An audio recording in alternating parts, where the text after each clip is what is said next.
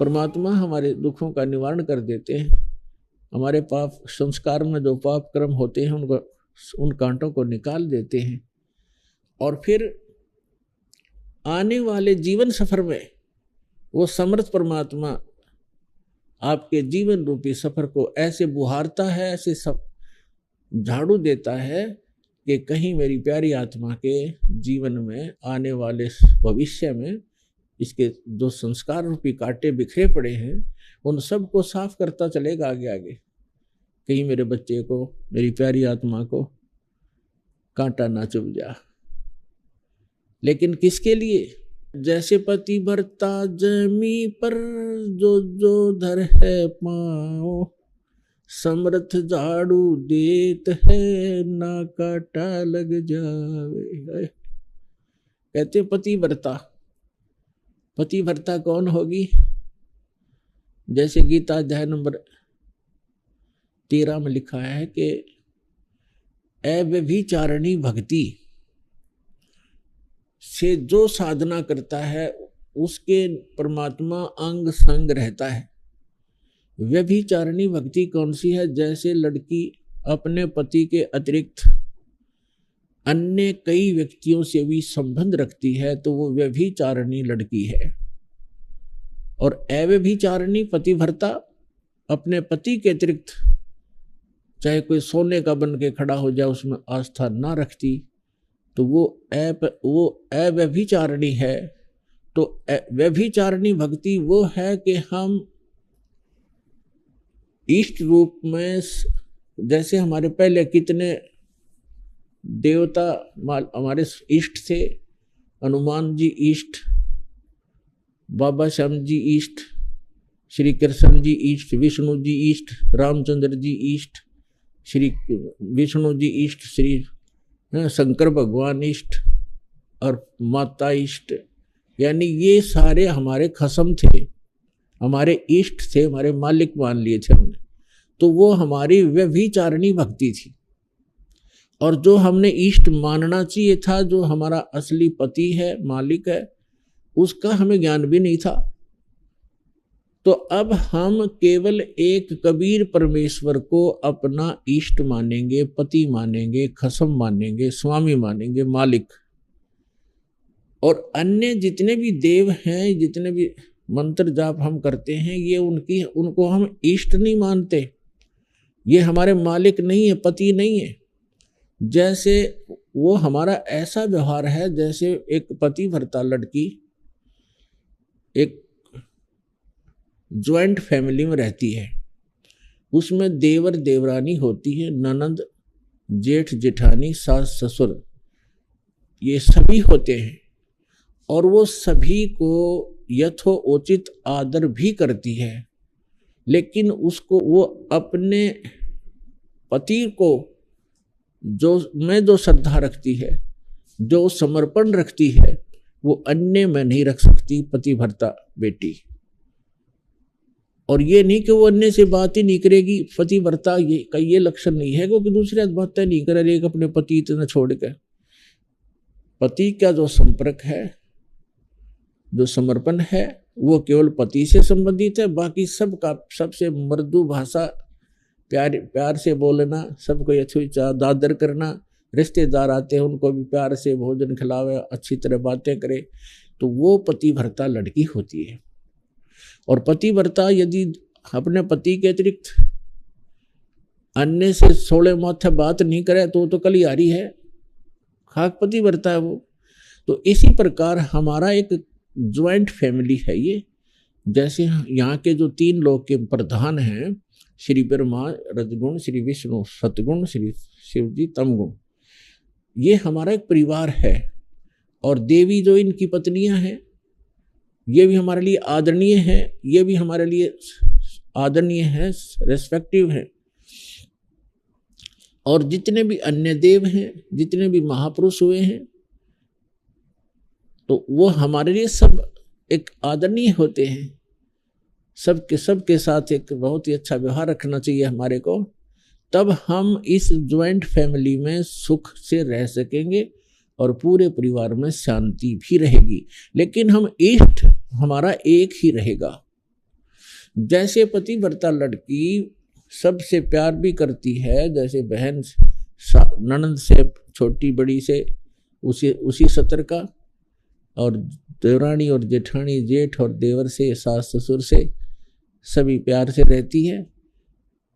और ऐसा लगता है सबको अपना, अपनी सी लगती है सबको। और जिस समय वो अपने पति के, जब वो अलग होते हैं, ज्वाइंट फैमिली जो फिर भिन्न भिन्न होते हैं, न्यारे होते हैं, फिर देखा उसका वो किस में आस्था थी उसकी, उसके हिस्से में, उसके बाटे में जो भी सामान आवेगा सारे ने उठा लेगी, चम्मच भी ना छोड़े उनकी तरफ, और अपने पति के साथ उस मकान में चली जाएगी जो उसके बाटे में आया है। तो उस दिन पता चला वो किसकी पूजा कर रही थी, तो पूजा पति की कर रही थी और सत्कार सभी का करना होता है। इसी प्रकार जब हम अपने सतलोक जाएंगे, हमारा पति कबीर देव है, मालिक है, हम उसकी आत्मा है, और यहाँ जब तक हम यहाँ रहेंगे सभी देव हैं, ये यहाँ के, इनसे हमें बहुत सा काम है। क्योंकि जैसे प्रधानमंत्री का व्यक्ति और हिसार में रहता हो, अब यहाँ के काम तो डीसी, एसपी, मंत्री, मुख्यमंत्री इन्होंने करना है, एक बस फोन करने की देरी है, काम हाजिर हो जाएगा। तो आपको इतनी सुविधा मिल जाएगी उस समर्थ की शरण में आने के बाद। लेकिन ये बुरे थोड़े ही है, ये उसके दुश्मन थोड़े ही, मित्र हो गए उनके। तो ठीक इसी प्रकार हम अपने कबीर परमात्मा को एज ए इष्ट पूजेंगे, और बाकी ये सभी देव हमारे आदरणीय हैं। ये हमारे सारे काम दौड़ दौड़ के करेंगे, आपके साथ रहेंगे, आपकी सुरक्षा करेंगे, क्योंकि आप समर्थ के बच्चे हो। प्रधानमंत्री का कोई रिलेटिव यहाँ आवे, फिर देखो एसपीडीसी कैसे हाजिरी लगाओ डेली उसके सामने। तो कहने का भाव ये है कि ये बुरे नहीं हुए, हमारे जितने भी देवता हैं ये हमारे साथी हैं, ये अच्छी आत्माएं हैं। लेकिन हम इनको तंग करा करते हैं। अब जैसे कोई हमारा कार्य होना है मुख्यमंत्री से, और हम एप्लीकेशन लाते हैं बार बार डीसी का, और डीसी के सिर में दर्द हो जाए, उसको बार बार कहता है कि मैं नहीं कर सकता इसको, आप मुख्यमंत्री जी के पास जाइए, और हम फिर उसी का अर्जी लगावा, जय हो तेरी, जय हो तेरी, आप पे करोगे जो करोगे, अब पड़ी रहेगी जो एप्लीकेशन, वो उसको कुछ कर ही नहीं सकता। तो हम गलती ये करते थे, जो हमारा कार्य समर्थ से होना था उसका हमें पता भी नहीं था, और हम अर्जी लगाते रहे इन देवताओं का, ये ना कुछ कर सके थे, ये और दुखी हुआ करते थे कि ये मैं कर नहीं सकता, मेरे सामने ये रोज हाथ जोड़ के खड़ा हो जाता है द्वार पर आके। तो इस प्रकार हम अज्ञानता से अपना टाइम भी वेस्ट करते थे, और उस लाभ से भी वंचित रह जाते थे जो भगवान से मिलना होता है।